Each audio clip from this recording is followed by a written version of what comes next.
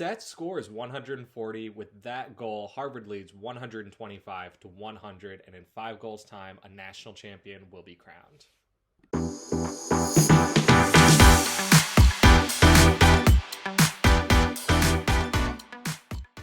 Before we get into the final 5 goals, here's what you need to know. Harvard was down 9-6 when Leo Fried caught to tie the game. When they next scored to go up 10-9, it was their first lead since being up 2-1, and momentum was squarely in their corner. UTSA star Jay Stewart is sitting on 2 yellow cards, and UTSA just called a timeout 2 possessions before we pick up this game. They scored right after their timeout, but then allowed the goal we just saw. Let's get to it. And Blackwood to try to get a goal here. 1.5. Jess Lee gets around it. Gottesman sets the pick. Blackwood through. Sosa can't finish over lead. Leo Fried got the wrap, got the block, and got the catch all in one motion. What can UTSA have done differently? Not much. Maybe Bryant could have gone for a tap beat on Mertens, or Sosa could have set a pick up high. But by running a traditional no dodgeballs drive-in dish, the only successful play here is if Blackwood gets through Mertens and then Fried has to commit to him, which would further open up Sosa. Once that pass is made, there's also always the option for Sosa to back out of the play and call for a new offense. Leo Fried can taste this championship, and he will not rest until it is his. Jay Stewart pressuring high, no dodgeballs here. Jess Lee finally into the play as Fried slowly up the pitch. Choosing to beat the quad ball carrier instead of the opposing beater can be an extremely good move. But look at the field right now. There is no way that UTSA can be first to this ball, and Harvard easily wins control. Not a good move in this scenario. For Harvard, Polk still in this game. Huge minutes for him and Fried. And a rash beat for Tiarina. Yep, Gottesman taken down by Tiarina. But Polk gets it. Polk working on Stewart. Fried has an option. Bryant dodgeball in hand. Blackwood also on hoops. Oh, overshoots Fried. Fried is able to keep it in. No reset used. Gottesman takes the hit. It gets beat out. He was trying to beat out Bryant. Run a 1.5 here. Jess Lee now running into this play. Again, beater power play for Harvard. Pump fake from Lee. Nothing doing there. Kroll now from Mertens. Kroll to Fried. The no look. Fried back to Kroll. Kroll back. Oh, Fried. Blackwood blocks it. Gottesman is back though, and Fried with the crazy defense, he hits the ground.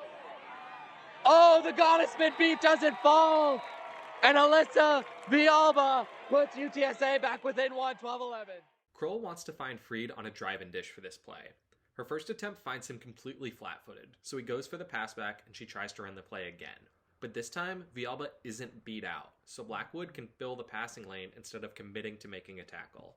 The same pass twice in 5 seconds is not going to work against UTSA, and Blackwood gets the stop. Wait. Why wasn't Gottesman in this play?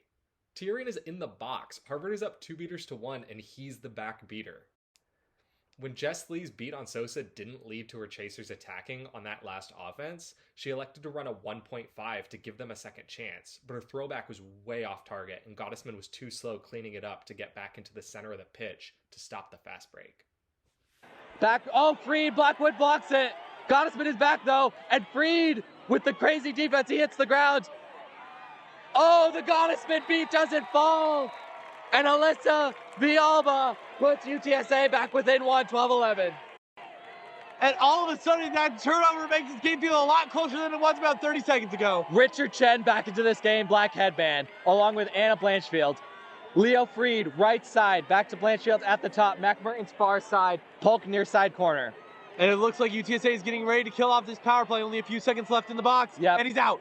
UTSA back to full strength. Blanchfield dancing, hits Polk on the cut. Polk with a spin, dodges the beat, puts it up. Oh, Polk with the goal. Harvard within 13-11. Wait, hold up. Is this good offense? It's definitely pretty offense, I will give you that. But was it good? We can see from his head turn that Stewart was worried not only about a shot on the middle hoop, but Mertens behind and Polk to the side. But he read the pass well and was inches away from getting the stop. The goal then required a missed beat from Bryant and for Polk to shrug off the hit from Blackwood. In a championship game, they don't ask how, they ask how many. And I don't want to take anything away from Blanchfield and Polk on this play. But when you're in practice, you teach not to make this pass. Harvard needs one more goal to be national champions. Harvard now just needs 1. UTSA needs 3. Blackwood slow across half court. Tiarini back into this play. Sosa to Stewart, left side. Goiva behind. Chen and Lee beat out in one throw. Stewart working around Polk. Kick it through. Oh, finds Villalba. Blocked. That was goaltending. Leo Freed, used to wearing green, was not. Blocked it through the hoop. That's going to count for UTSA. All right, your turn. Was this any better than the goal from Harvard? It was a cross-court pass and right past a defender.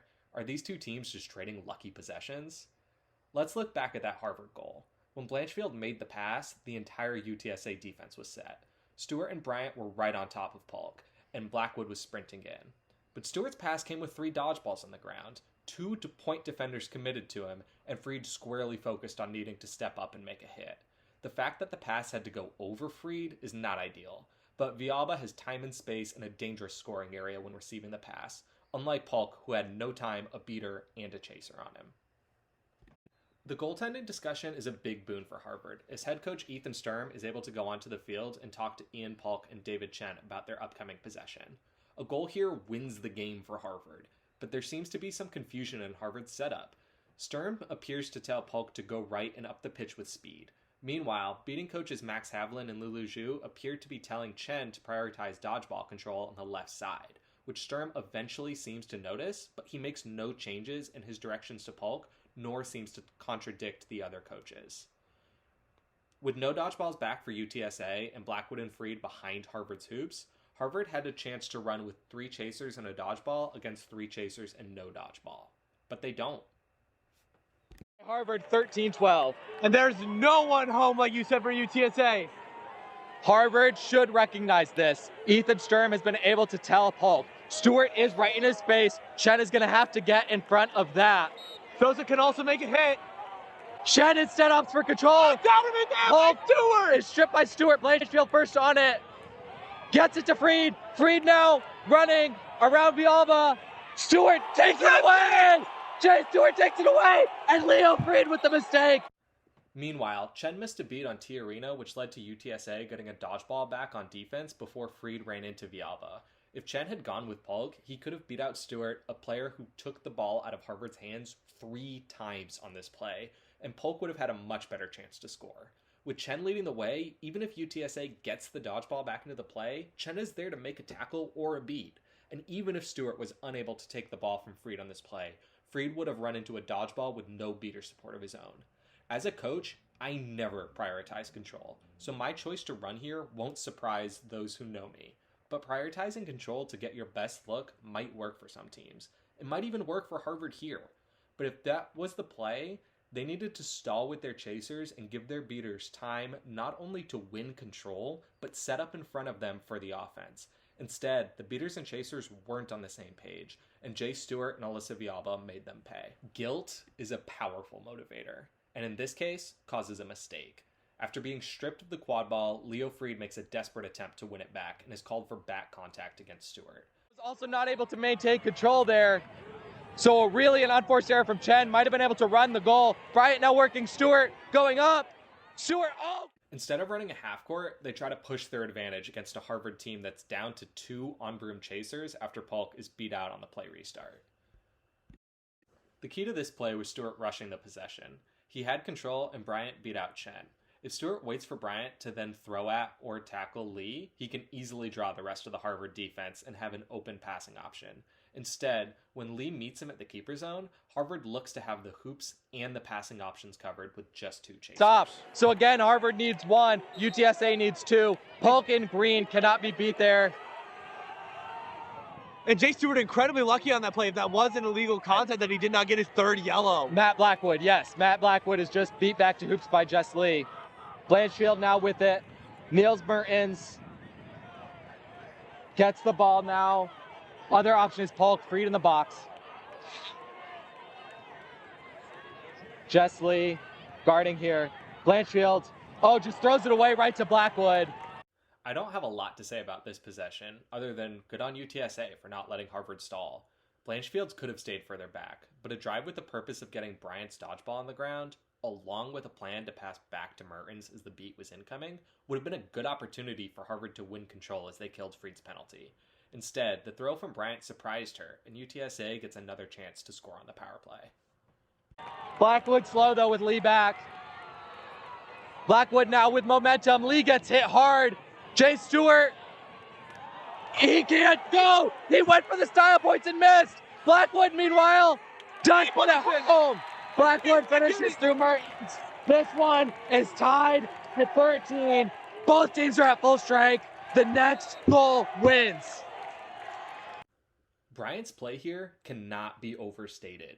Aside from calling for UTSA to run despite not having a dodgeball and getting Lee out of the play, he's able to take the ball from her, which prevents any hope of Harvard getting a beater back into the play after the Stewart miss. Really, Blackwood should have driven much deeper into Harvard's zone before passing to Stewart. He was completely uncontested and may have been able to just drive the lane and dunk. At the very least, he could have drawn some of Harvard's defense so that Stewart wouldn't have needed to juke around defenders. Instead, he gets the goal off the missed shot when Niels Mertens puts his hand up instead of going for the hit. From that close, you need to tackle to get the stop. Next goal wins.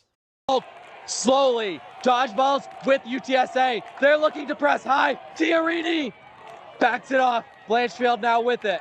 Blanchfield moving slowly up. Freed right, Mertens left. Polk behind. Gets it to Mertens. Mertens is going to look to find Freed here. And first he goes to Polk. Polk driving around. Villalba, great hit. Polk knocked down. UTSA with their third stop in a row. UTSA. Goivea falls. Harvard went 4 for 5 on scoring chances after their catch, but now they're trying to avoid a 3-possession drought for the third time this game.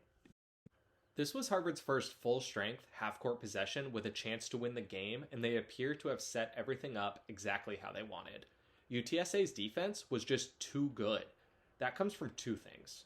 First, Villalba is playing Mertens really well. She leaves space against him when he's not in a threatening area, which leaves her less opportunity to get juked. It also means that when Mertens passes to Polk, she doesn't have to make up that much distance to cover the pass.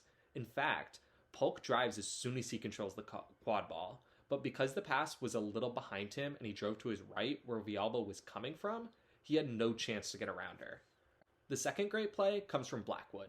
He's the other top half of UTSA's 2-2 zone, but really he's shadowing Leo Freed. Not super closely, not in a way that the offense even picked up on it. But as Freed circles around the near side, we can see Blackwood work his way down to the hoops and then cut between Polk and Freed as soon as Freed calls for the ball. Blackwood knocks it down, and UTSA gets their first chance to win the game. Knocked down! UTSA with their third stop in a row! UTSA! Goivea falls on it. Jay Stewart with a chance to win this game for UTSA. And with only one beater back, can they take advantage of the fact that they have control? UTSA with a chance to win the championship. Can they do it? Stewart moving up. Tiarini wants to blow it up. Stewart. UTSA came across half, setting up their full half court. Then their beaters sold out. Both dodgeballs they had were in the air at Harvard's hoops. If Harvard gets the stop, it's almost certainly a no dodgeball look the other way.